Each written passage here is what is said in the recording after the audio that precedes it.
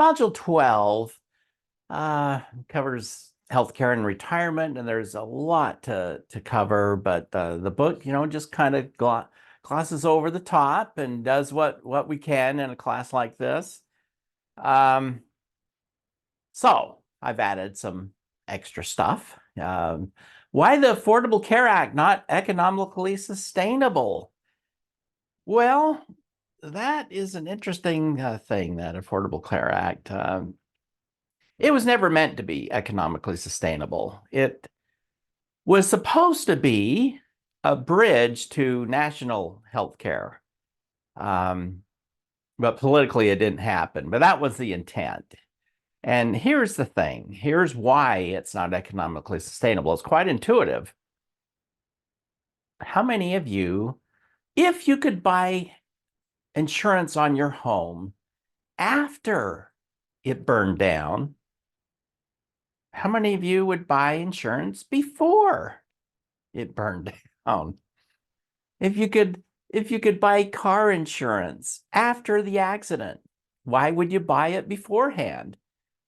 Well, that's it right there. Insurance could not be a business of any kind. Insurance is about pooling risk.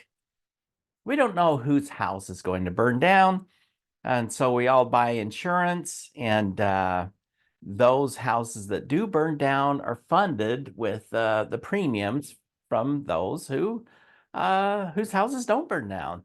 So we buy insurance because we never know. It's a way of managing risk. So the thing with the Affordable Care Act is you can buy insurance after you get sick. Well, so the incentive is, well, why buy insurance? I can just buy insurance after I'm sick. That's why it was so important for making this thing work to force everybody into the pool. And that's why it was required. Otherwise, it can't work. You've got to force the young and healthy. Okay, the young and healthy can probably, well, oftentimes can get by.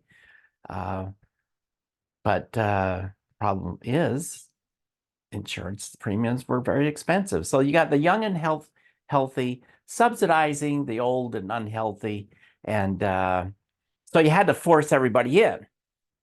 Well, then it was declared unconstitutional to force anybody to buy any product. So anyway, this goes into just a little bit of the issues there and challenges involved. Waiting for healthcare in Canada, speaking of national healthcare, the marginal cost, okay, is free. Now you pay a lot of taxes to fund health insurance or healthcare in Canada, but those are what we call sunk costs. They're irrelevant for decision making. So deciding whether to go to the doctor or not, the cost is zero, right? Well, no, everybody can't have all the health care they want. Okay. That's why we ration. Economic goods have to be rationed in some way. So if prices aren't going to do it, how are you going to ration a scarce good? Well, in the case of healthcare, it's often just waiting. It's waiting your turn. And so this wait can get pretty long sometimes. Think of it as a buffet. Okay, once you pay to get in, each time you go to the buffet, you don't have to pay anything. And so you tend to overconsume. And so you're going to have to wait your turn with healthcare. You will overconsume. When the price is zero, we overconsume. So it's got to be regulated in that sense. Great example of the challenge here is Fort Myers, Florida, where I used to live. There's a VA hospital, Veterans Administration Hospital there, and a big front page story while I was there was that the wait was 2 years. Granted, there are a lot of retirees there, a lot of demand for veterans, but free health care in the VA system was actually quite costly. 2-year wait. So if you could afford to wait 2 years, it's great. If not, that was a problem. So there's always a trade-off. That's what I'm trying to get at here. There's a trade-off. When you have scarce goods, there's a trade-off. If prices aren't going to ration it, you're going to have to ration it some other way.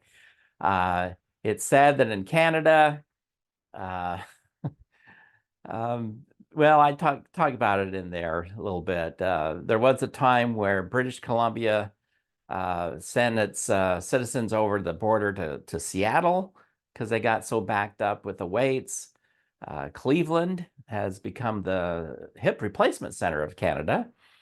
So if you're Canadian and you needed a new hip and it's several months of waiting time and pain, a lot of people go to Cleveland and get it done.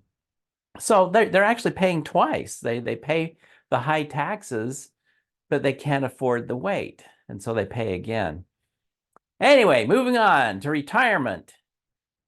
Oh yeah, retirement. Boy, do we have a retirement crisis on our hands. You see a lot of 100s here. Well, we're living longer and longer. And if we're going to live longer, we have to work longer. That's the bad news. The good news, we're living longer. Bad news, we got to work longer. At least till age 70. At least. That should be the default. Okay, probably 75. But and then you adjust according to finances and health from there. But where did this notion of age 65 come from anyway? It wasn't scientifically determined. It's just a cultural thing.